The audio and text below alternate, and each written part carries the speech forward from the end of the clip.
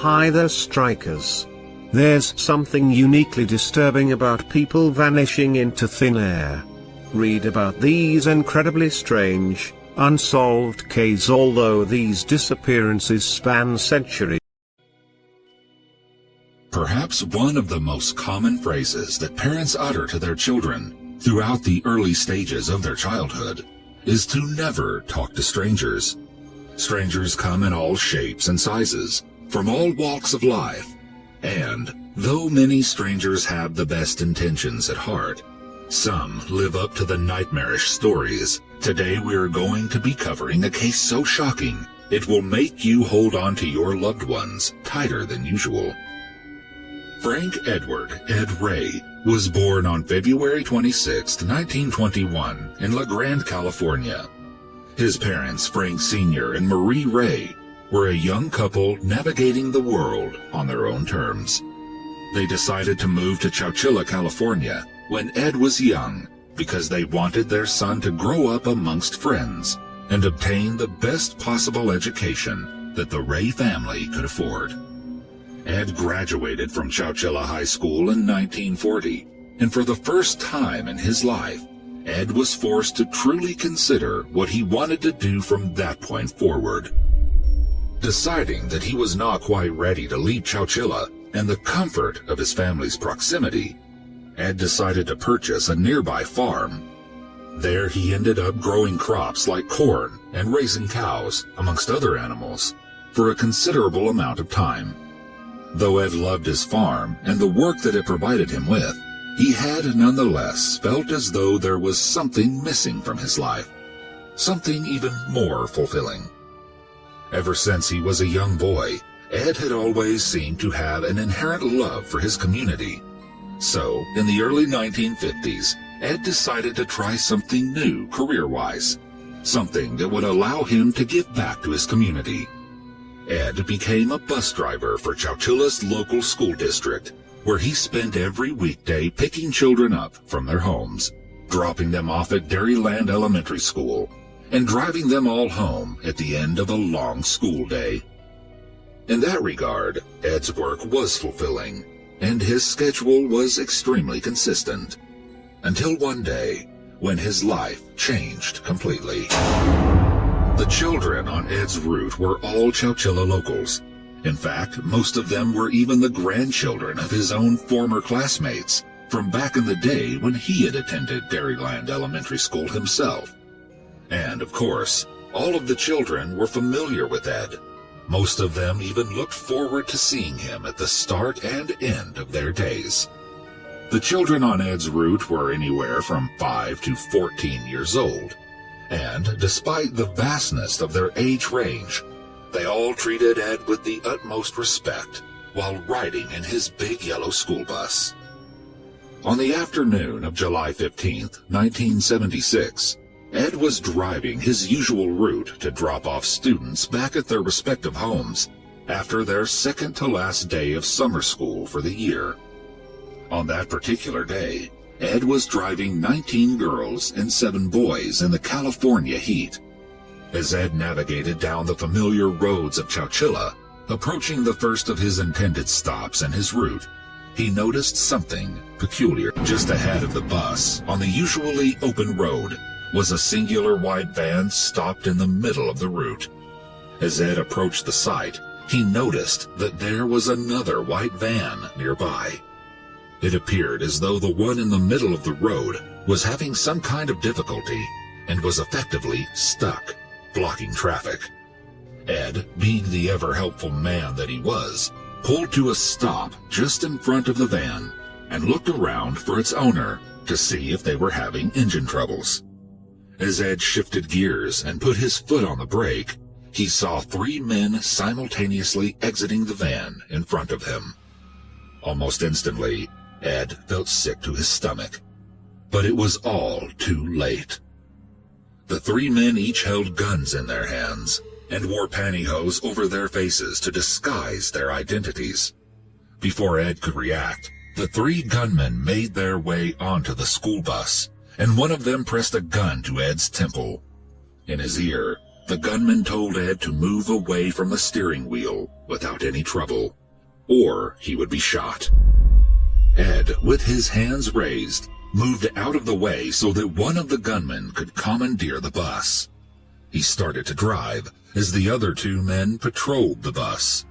Ed was acutely aware that he and the 26 children in his company were suddenly in a very dangerous situation, one they likely would not be able to get out of anytime soon.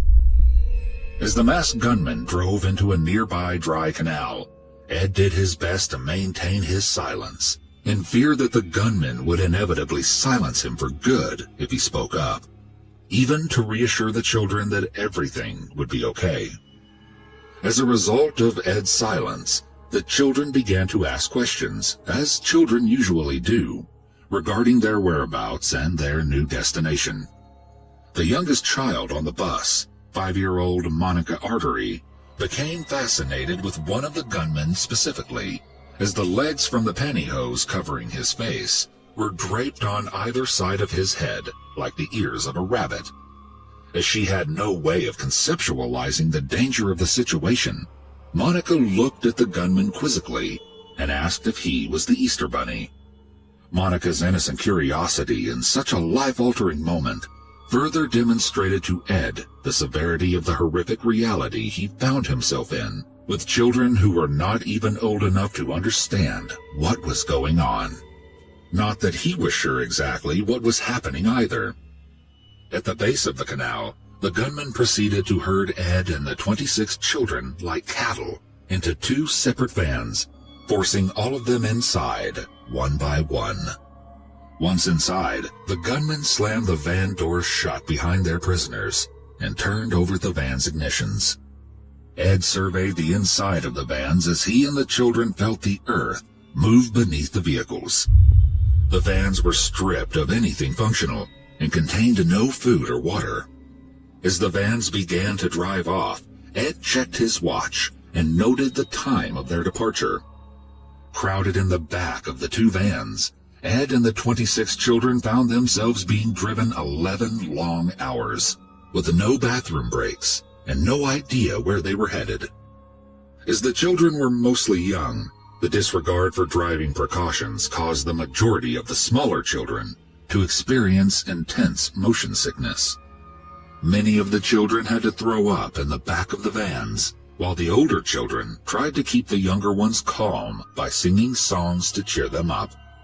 The kids sang songs like Boogie Nights, Love Will Keep Us Together, and even their own rendition of If You're Happy and You Know It, Clap Your Hands.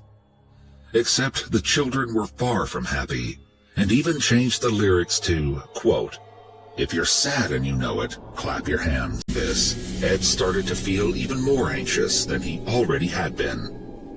By the time it was 3:30 in the morning, Ed and the children had been brought by the masked kidnappers to a Livermore quarry nearly 100 miles from Chowchilla, where they had originally been abducted. Dazed, confused, and absolutely terrified, Ed and the children were escorted out of the unmarked vans, one by one. As they each exited, one of the masked kidnappers made each individual child state their name and hand over a single piece of clothing from their person. Ed could not fathom what was going on, nor could he understand why he and 26 children were targeted for this attack. Worst of all, Ed could only assume that his fate, along with the children in his company, would be death. To Ed's surprise and horror, the 3 kidnappers led each individual child further into the quarry. As Ed was ushered forward, he noticed that there was a moving van beneath them. A moving van that had been buried 12 feet under the ground. The only part visible around the dirt was the roof. At the top of the roof was a small opening and a ladder that was lowered inside the van. Ed realized suddenly that he and the children were being herded deep into the van, and they were going to be buried alive. One by one, each of the children were forced to climb down the ladder into the buried moving van, and one by one, the horror of the situation began to set in, at least for the older children in the group. Inside the van were a variety of dirty mattresses of all shapes and sizes, and quite a few containers of water and food. Ed took a quick inventory of the inside of the van as his eyes adjusted to the lack of light. And then, before he could even speak up, the kidnappers proceeded to close the steel plate on the roof of the van to cover the hole that Ed and the children had entered through. Then, they heard the thump of dirt begin to be piled over the roof of the van, one shovelful at a time. Some of the children started to scream. One of them even fainted. Ed did his best to calm them down, but he knew all too well that his own fears were quickly taking over his ability to be calm. Soon enough, Ed felt himself crying right along with the children. He was positive that the roof could not hold the weight of the dirt being loaded on top of it. He feared it would inevitably cave in. With the van itself growing more and more stuffy, Ed looked around at the children, seeing their terrified faces. And then, something peculiar happened. The oldest boy of the group, 14-year-old Mike Marshall, stood up abruptly and stated that he was not going to die without at least trying to get out.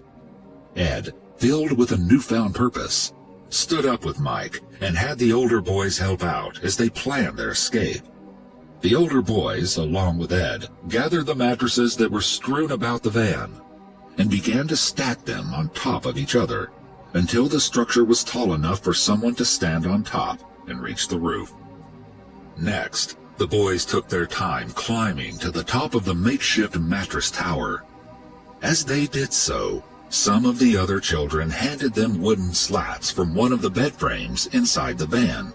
Once at the very top of the mattress tower, the boys used the wooden slats to try to dislodge a steel plate that covered the hole in the roof of the van.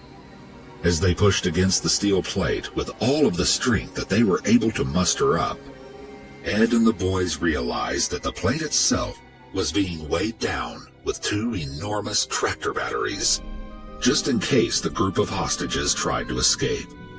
Each battery weighed about 100 pounds. As Ed and the older boys fought vigorously to move the steel plate and the two massive tractor batteries on top of it, they felt themselves succumbing to heat exhaustion and extreme muscle fatigue, as they had not eaten in almost a day and were quite literally suffocating underground. Some of the other children poured water over the heads of Ed and the boys in an effort to cool them off and keep them conscious. Despite all of their efforts, it seemed as though they really were trapped for good.